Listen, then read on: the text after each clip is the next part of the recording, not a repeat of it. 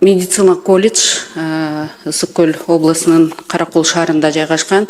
36 жылы ачылган. Быйыл 90 жылдыгы болот. Сиздерге да кат менен кайрылыптыр. Кат сизге жетпей жеткен жокпу? Аны пока билбейт экенмин. Мына 90 жыл ичинде 20 миңден ашык адисти биз даярдап келдик.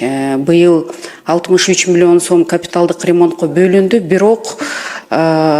Бирок дейт, мына заманбап медициналык тренажерлор жок, манекендер жок, симуляторлор, робот симуляторлор жок дейт.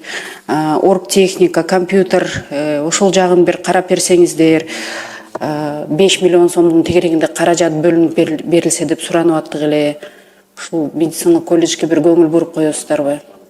Ысык Көл областында жалгыз медицина колледж 5 райондогу больницаларды адистер менен ушул медицина колледж камсыздап келет да.